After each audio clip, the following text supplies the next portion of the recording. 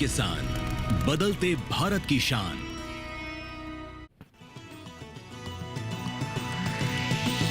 DD किसान, बदलते भारत की शान।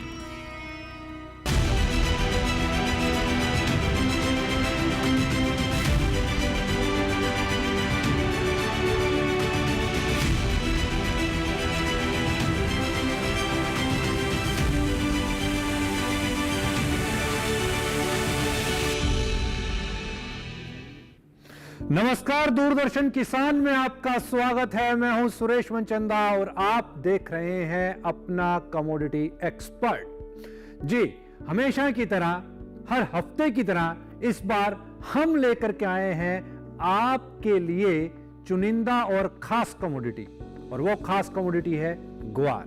जी, वही ग्वार जिसने 2011-12 के अंदर में तहलका मचाया, वही ग्वार जिसको आज तक कोई नहीं जान पाया।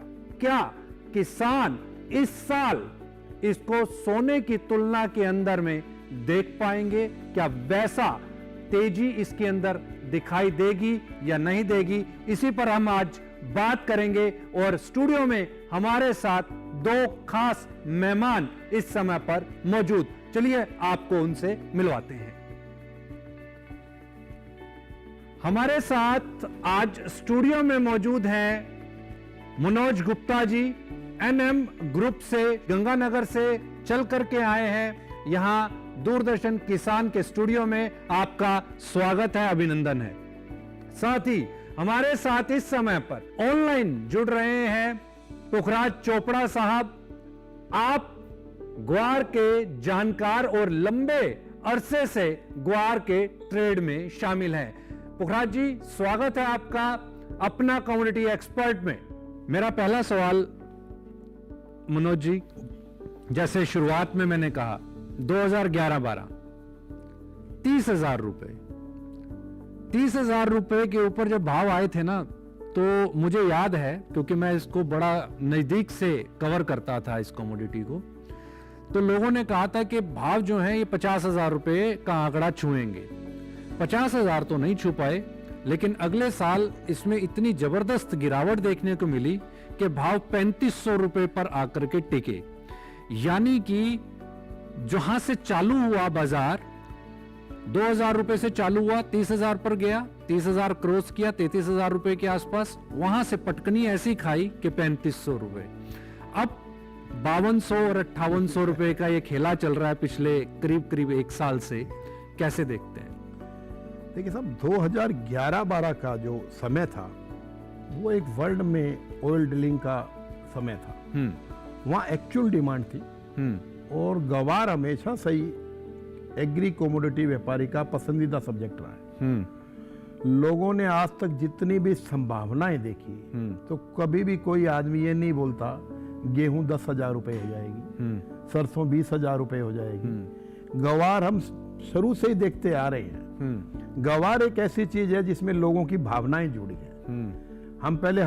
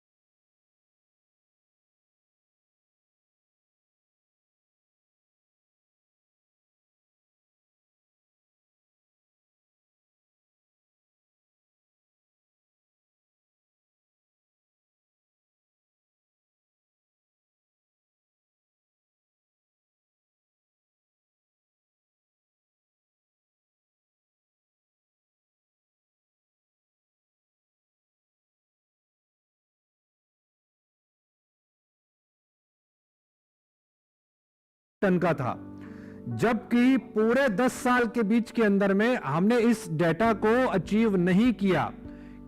और प्राइस की जहां तक बात है, प्राइस क्या ये आप मानते हैं कि ये रीजनेबल प्राइसेस हैं या कम हैं या ज्यादा हैं? इस पर आपका क्या टेक? देखिए मनसुता जी, जो 11-12 के अंदर कितना थी, जब ग्वार का कुल 1,05,000 से हो गया तब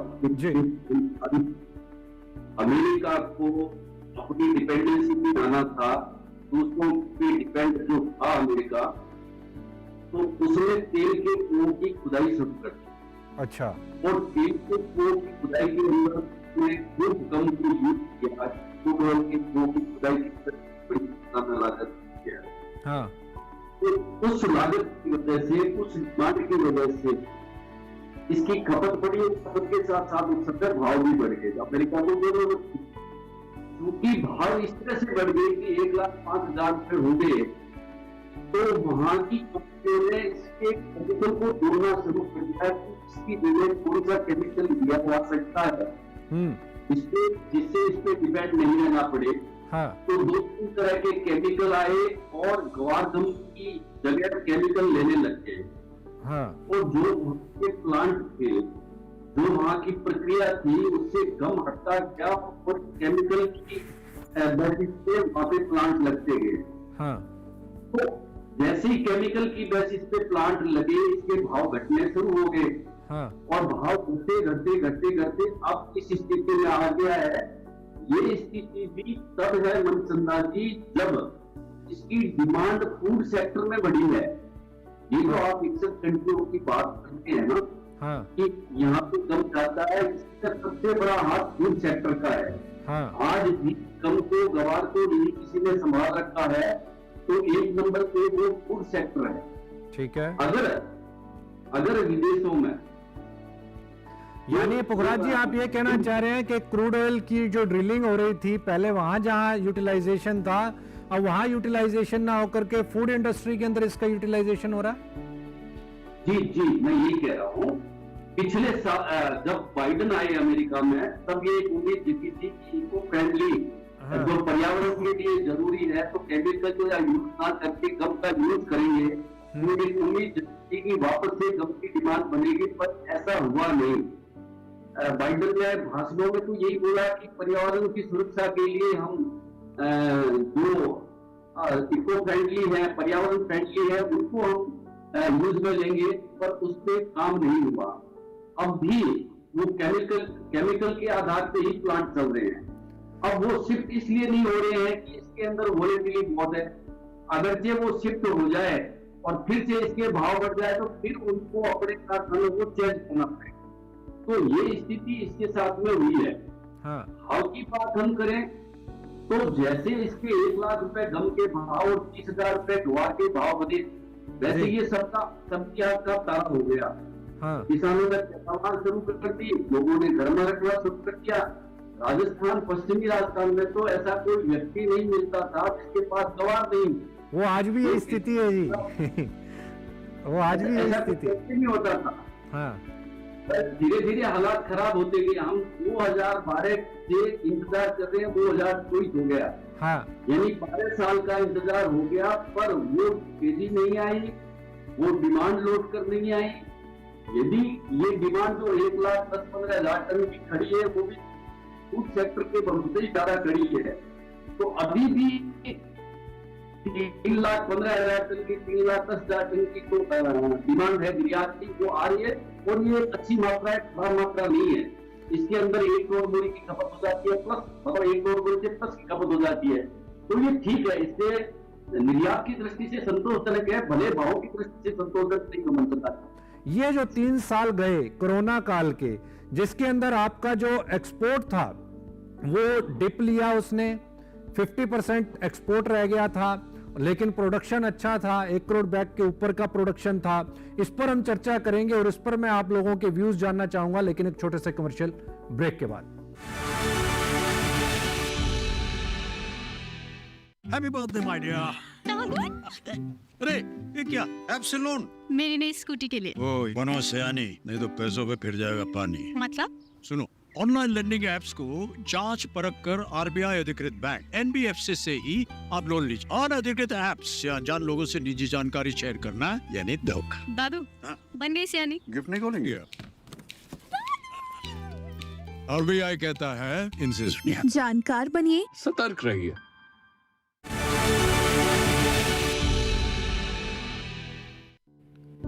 ब्रेक के बाद एक बार फिर से स्वागत है। दोनों ही खास मेहमान हमारे साथ इस समय पर बने हुए हैं। पुखराज चोपड़ा जी बने हुए हैं और साथ ही मनोज गुप्ता जी भी। मनोज जी की अगर प्रोडक्शन लाइन की अगर हम बात करें और स्टॉक की इन हैंड की अगर हम बात करें और भारत में उसकी अवेलेबिलिटी की बात करें, चूंकि मुझे अच्छे से याद है 2011-12 का जो सिनेरियो था, उस समय पर राजस्थान तो प्रोडक्शन के अंदर में नंबर 1 था ही था और हरियाणा भी उसके अंदर में अपना कंट्रीब्यूशन दे रहा था ग्वार के उत्पादन में। गुजरात, इनफैक्ट महाराष्ट्र के अंदर भी उत्पादन हुआ और तकरीबन उस समय पर जो उत्पादन था वो बढ़ करके 4 करोड़ बोरी का आपका 12-13 के अंदर में उत्पादन हुआ। फिर उसके बाद 13-14 में भी 4 करोड़ के आसपास का उत्पादन था। हाँ, उसके बाद जब प्राइसेस नीचे आ गए, 3000 के घरों में प्राइसेस थे, तब प्रोडक्शन के अंदर में हमने एक डिप आते हुए देखा। लेकिन 2 साल उसके बाद भी 2 करोड़ बोरी के आसपास का प्रोडक्शन था। वो जो स्टॉक है वो आज भी बाजार के अंदर अवेलेबल है, वो लोगों के हाथ में आज भी माना जाता है कि वो स्टॉक अवेलेबल है। फिर उसके बाद दूसरी जो चोट लगी वो कोरोना काल की लगी। 19-20, 20-21, 21-22, 3 साल आपका कोई काम नहीं हुआ, लेकिन प्रोडक्शन तो हुआ। वो जो माल है, क्या आप मानते हैं कि मार्केट के अंदर अवेलेबल है? और उस माल की खपत कहाँ होगी, चूंकि एक्सपोर्ट जो है वो लगातार डिप यहां पर दिखा रहा है। मनचंदा साहब, इसमें मेरा कहना यह है, हिंदुस्तान में ऐसा कोई मैकेनिज्म नहीं है जो हमारे को स्टॉक फिगर्स को सटीक से बता दे। बिल्कुल ठीक बात है। हम एक कयास लगाते हैं, पिछले साल इतना उत्पादन हुआ, इतनी खपत हुई। हमारे पास ऐसा कोई मैकेनिज्म नहीं है, ठीक है, जिससे हम स्टॉक को एग्जैक्ट मात्रा में बता सके। ठीक है, जैसे आपने बताया 2012-13 में 4 करोड़, 2013-14 में 3 करोड़, 2 करोड़, जो भी बताया आपने, अगर हम इसको 12 साल का फिगर आउट कर ले तो ये हमारे पास इतना स्टॉक माना जाएगा जितना हमारे को आने वाले 5 साल तक कोई उत्पादन नहीं भी हो, तो भी हमारा काम चल जाएगा। बिल्कुल, मैं इस बात से सहमत नहीं हूँ। ग्वार एक ऐसा कोमोडिटी है, इसमें अधिक पानी और बिना पानी, ये दोनों ही चीजें इसको बड़ी भारी प्रभावित करती है। ठीक है, ग्वार में एक बहुत लिमिटेड पानी चाहिए और वो भी समय पे चाहिए। ग्वार का आपको ध्यान होगा, जब 2011-12 में जो भाव था 300 रुपए किलो का, तो उस टाइम काजू और बादाम का भी भाव मोटा मोटी सेम था। बिल्कुल। और खूब भरसक प्रयास किए गए अमेरिकन कंपनी और हिंदुस्तान की कंपनियों ने संयुक्त रूप से भी इसका उत्पादन बढ़ाया जाए। जी, सीड डिस्ट्रीब्यूशन हुआ। उस टाइम 400 रुपए किलो का सीड भी फार्मर को फ्री दिया गया। बिल्कुल। 2012-13 में इसका उत्पादन जो है, जो हम मंडियों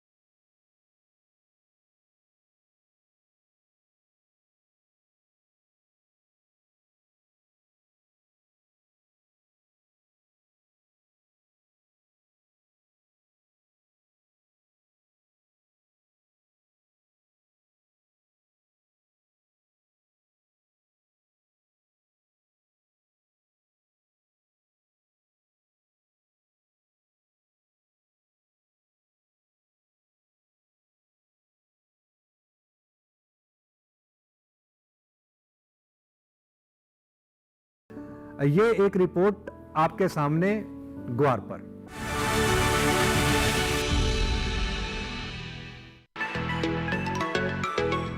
ग्वार एक प्राचीन दलहनी फसल है। सूखा रोधी फसल होने की वजह से इसकी खेती अर्ध शुष्क इलाकों में बेहतर तरीके से की जा सकती है, बल्कि रेतीली जमीन में तो ये सबसे अच्छी उगती है। इसका उपयोग मुख्य रूप से बीज और ग्वार गम के रूप में होता है। ग्वार गम के कारण ही इसको औद्योगिक फसल का दर्जा मिला हुआ है। भारत संसार में सबसे ज्यादा ग्वार पैदा करने वाला देश है, बल्कि दुनिया का 80% ग्वार उत्पादन भारत में ही होता है। 2023-24 की ही बात करें तो यहाँ 30,87,000 हेक्टेयर पर इसकी फसल बोई गई, जिससे 16,65,000 टन ग्वार का उत्पादन प्राप्त हुआ। भारत की कुल पैदावार में 72% योगदान अकेले राजस्थान का है। राजस्थान के अलावा गुजरात, हरियाणा, पंजाब, उत्तर प्रदेश, महाराष्ट्र और मध्य प्रदेश के अलावा तमिलनाडु, आंध्र प्रदेश और कर्नाटक में भी इसकी खेती होती है। ग्वार में सबसे महत्वपूर्ण चीज ग्वार गम है। ग्वार गम दरअसल इसके गोंद से बनाया जाता है और गोंद फलियों का अर्क है। भारत से इसके कुल उत्पादन का 90% हिस्सा निर्यात कर दिया जाता है। साल 2023-24 के दौरान दुनिया को 4,17,000 मीट्रिक टन ग्वार गम का निर्यात किया, जिसकी कीमत 4,489 करोड़ रुपए बैठती है। गम निष्कर्षण के बाद ये प्रोटीन का एक संभावित माध्यम है और इसमें लगभग 42% कच्चा प्रोटीन होता है।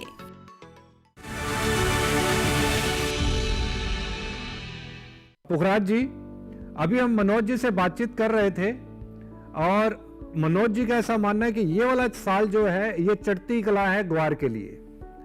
क्या आपको लगता है कि ये साल जो है ग्वार के लिए फिर से चढ़ती कला है और प्राइजेस के अंदर एक अच्छा जंप देखने को मिल सकता है? क्या आप चालू साल के लिए बात कर रहे हैं? जी जी, चालू साल के लिए। देखिए, चालू साल के अंदर यदि हम एक्सपोर्ट को और फसल को देखें, हाँ, तो इसके अंदर निश्चित रूप से गैप है। ठीक है। फसल मेरे अनुसार होगी 17 लाख बोरी की और 17 खपत लाख। है 1 लाख बोरी। जी मनचंदा जी, जी जी, तो ठीक। फसल और खपत को देखें तो इसके भाव बढ़ने चाहिए। ठीक है। अब मनचंदा जी, इसके अंदर जो पुराने स्टॉक की बात होती है, हाँ, ये ऐसी क्वांटिटी है जो व्यापारियों के गोडाउनों में नहीं रहती है, सिर्फ इंडस्ट्री के गोडाउनों में नहीं रहती है, इसकी उससे अधिक मात्रा किसानों के घरों में रहती है। बिल्कुल। तो बहुत मुश्किल होता है आंकलन लगाना कि कितना स्टॉक है या कितना स्टॉक बचा है। हाँ, एक अनुमान लगा लिया जाता है, उससे ये मान लिया जाता है कि इस तरह का स्टॉक होगा। अभी पिछले 2 दिन से मनसुदा जी गम में 1,000 रुपए की गिरावट आई जी। मैं फंडामेंटल को देखता हूँ और फंडामेंटल के अनुसार सोचता हूँ तो इसमें गिरावट का कोई कारण नहीं था। उसके बावजूद भी गिरावट आई। गिरावट की वजह हाजिर है वो वायदा बाजार को फॉलो करने लग गया, यानी हमारी भाषा में कहे हाजिर छट्टे का गुलाम हो गया। ठीक है। आपने देखो छट्टे के भाव गिरा दिए तो आप समझो आपने हाजिर गवार के भाव गिरा दिए, वो अपने आप गिर जाएंगे। आपकी 1 करोड़ बोरी की फसल हो और 1 लाख बोरी कोई बेचने के लिए वायदा में आ जाएगा, बाजार घट जाएंगे, उसने 1 करोड़ बोरी के भाव तय कर दिए, यानी आपकी 1 लाख बोरी 1 करोड़ बोरी के भाव तय कर दिए। तो मनचंदा जी, भावों के विषय में और तेजी मंदी के विषय में दोनों अलग अलग नजरिया है।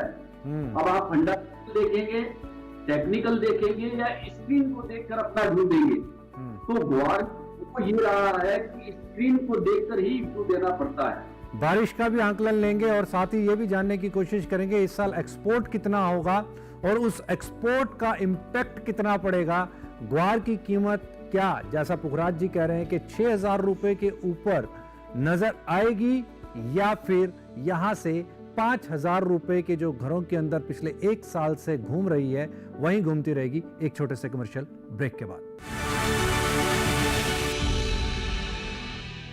डीडी किसान ने कर ली है तैयारी, यहां मिलेगी पशुपालन की हर एक जानकारी। घर आंगन से लेकर व्यवसायिक फार्म तक, मुर्गी पालन से लेकर रेगिस्तान के जहाज तक, बीमारियों से पशुपालक बिल्कुल ना हो परेशान। विशेषज्ञ करेंगे आपकी समस्या का समाधान। देखिए अपना पशु चिकित्सक हर रविवार शाम 6:30 बजे दूरदर्शन किसान पर।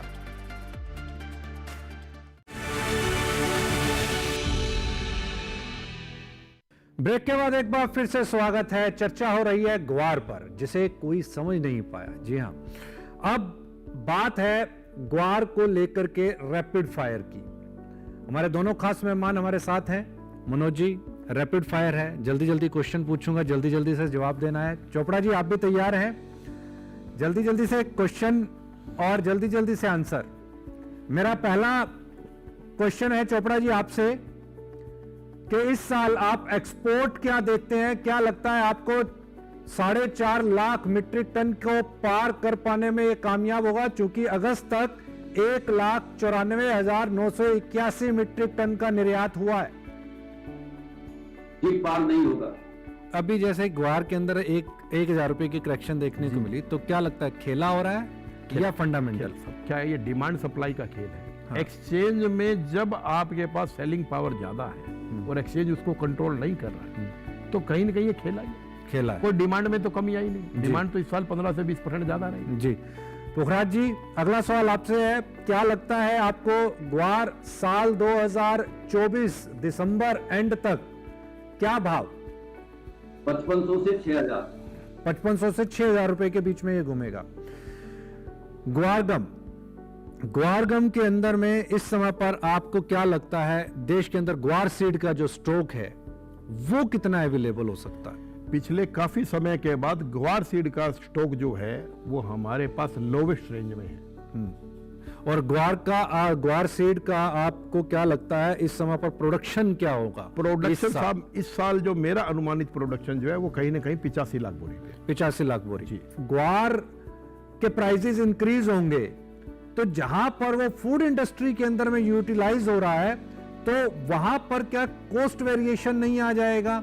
क्या खाने पीने की चीजें महंगी नहीं हो जाएंगी? क्या दवाइयां महंगी नहीं हो जाएंगी? इसका इंपैक्ट इन्फ्लेशन पर नहीं आएगा? देखिए, फूड इंडस्ट्री पे इसका बहुत बड़ा इम्पैक्ट नहीं आएगा। हाँ। तो फूड इंडस्ट्री में जिस जगह गम का यूज हो रहा है वहाँ गम का ही यूज होगा। हाँ। वहाँ केमिकल का यूज नहीं हो सकता, तो कोई इसको बदलने की कोई जगह नहीं है मंजूर साहब। जैसा अभी कच्चे तेल की जो आपने बात की, और कच्चे तेल से क्योंकि इस समय पर ईरान और इजराइल का आप देख रहे हैं, और उसके अंदर में अमेरिका की भी हिस्सेदारी दिखाई दे रही है साफ साफ युद्ध के अंदर में, और दूसरा वहाँ पे आपका रशिया भी डिस्टर्ब है यूक्रेन के साथ में। तो ये जो कंट्रीज हैं ये सारी की सारी कच्चा तेल के ऊपर पे आधारित कंट्रीज और कच्चे तेल के प्रोड्यूसर्स भी हैं, लार्जेस्ट प्रोड्यूसर्स में से एक माने जाते हैं। तो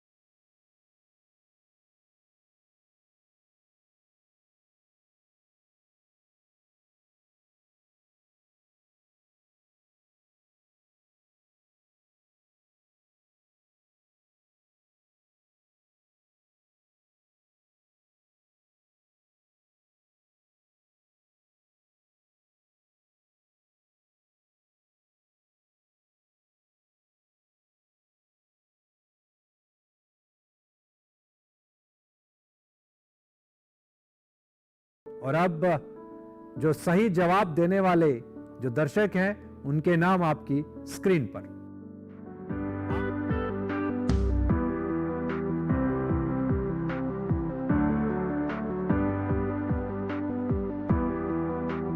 आज के इस एपिसोड में फिलहाल के लिए इतना ही, लेकिन आप कहीं मत जाइए, क्योंकि दूरदर्शन किसान पर आपकी जेब से जुड़ा और साथ ही आपके फायदे से जुड़े खबरें और इंफॉर्मेशन लगातार बदस्तूर जारी है।